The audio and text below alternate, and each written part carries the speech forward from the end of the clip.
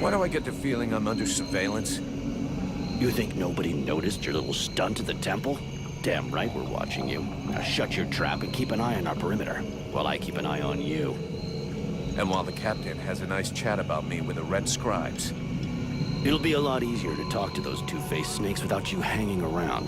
Don't worry about it. He'll tell you what you need to know. And if he doesn't tell you, then I will. Thanks, Sarge. Let's get moving before everybody catches up. You lot are about as discreet as a herd of hunchbacks.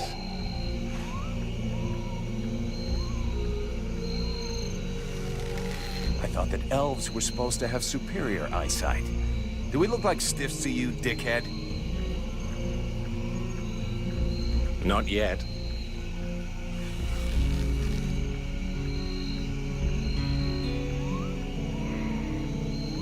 But with an arrow sticking out of your throat, I'm certain that even a chatterbox like you could do a passable impression. And you'd be the next one down. Possibly.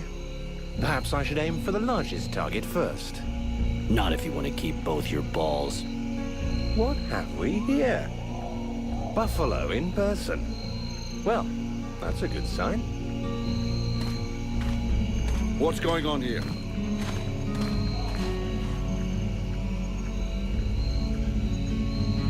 Who's the scrag with the pointy ears? Thanks for noticing. I try to keep them sharp. I'm called Relmar, and I gather the red-faced fat belly with the filthy beard is none other than the famous Elric, leader of the Freeborn Blades. They call me the Captain. All the Freeborn Blades call you Captain Elric. I have no doubt that they do. As for me, I've never had much interest in titles or in military protocol. I judge people by their deeds. His rank was granted in the field. You seem like you know enough about the Freeborn Blades to know what that means. I have enough knowledge of your history to know that your leader has made a name for himself. So, yes, call him what you will. The fact that he is your captain concerns only you and those availing themselves of your services. That's enough! We're not going to stand here bullshitting all night. Just what the fuck are you doing here, Relmar, you horse-tongued bastard? Looking for you. Well, I began by searching for the Red Scribes. Prince Arundel is wounded. We had to withdraw to Valvanor, where I learned that you were expected. I just wanted to make sure you found your way there. This is not my first walk in the wilds, arsewipe. As you can see, I'm on the right path, and we've nearly reached our destination. Captain, those creatures I told you about this morning are gathering nearby. They're probably getting ready to attack us. Ah. Well, those are called chrysalids. They wait until they have gathered enough numbers, and then they overwhelm you. And it would seem your little group is attracting a whole swarm to the village. Well, we'll give them a welcome. Actually, in spite of themselves, these creatures do an excellent job of keeping dead Walker scouts away without raising any suspicions. If we allow them to gather here and then massacre them, I fear we'll be moving their territory a bit too close to Valvanor, which will lead to our being discovered sooner or later. I suggest we send 1 or 2 men back. This will keep them separated and occupied while the rest make it to the village. I'm ready to volunteer, if you fear I might try and slip away. I know the area well. Sounds like a plan to me. Vulcan, you're on it. I want to go too. The animals and plants in this swamp are extraordinary. And the venom of these chrysalids seems very interesting. I'd love to get a chance to observe them more closely. Sybil, that is out of the question. Have you lost your mind? It's too dangerous.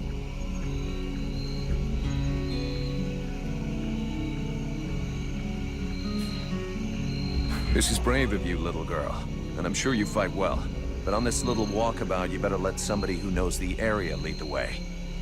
Hey, Relmar, if you feel up to facing a few bug-eyed freaks, let's get going. By all means. Don't forget, I'm the one with the pointy ears. All right, we'll see you in the village. No dicking around, Vulcan. No dicking around, Captain.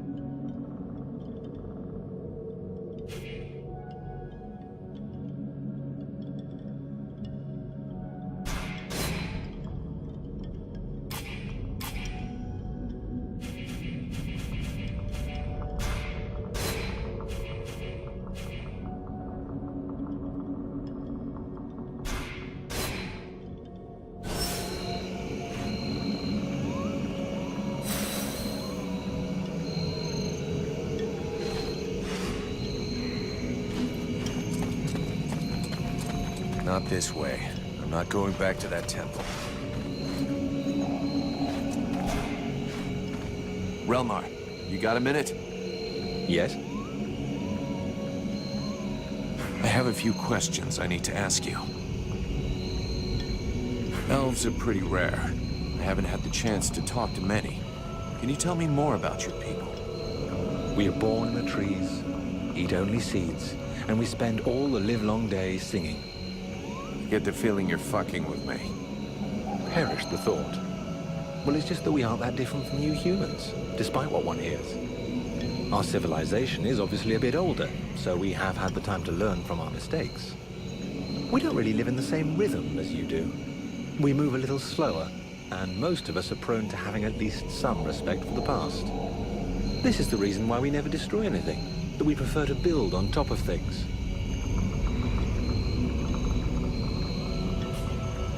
Don't elves ever make war? That's an impression we like to give other people. The fact is, we do go to war, just never against each other. You must understand that, given our long lifetimes, battles are fairly futile. This may well be what has motivated the choices of our king concerning the Ice Lords. But we certainly know how to fight, and you'll see proof of that soon enough. I've heard that you are immortal. That joke has lived for 15 generations. I will never get tired of it. No, we're not immortal. We live long lives, though, much longer than you. We are resistant to poisons, rotten food, and toxic body odor, apparently. Unfortunately, these things do not make us immortal. So it's the prince who gives the orders. The word orders may not be the best one. We do not submit nor obey easily. Our kings are a reference, wise men who can point out the way. They tend to guide us rather than give us orders. But to answer your question, it is his father, the king, who is the leader of our people. You seem different from the other elves I've met. Where are you from? Really? I seem different. And yet I have such pointy ears. And if you really want to know, I actually come from one of the most ancient and noble houses that exists. I'm even linked to the royal family.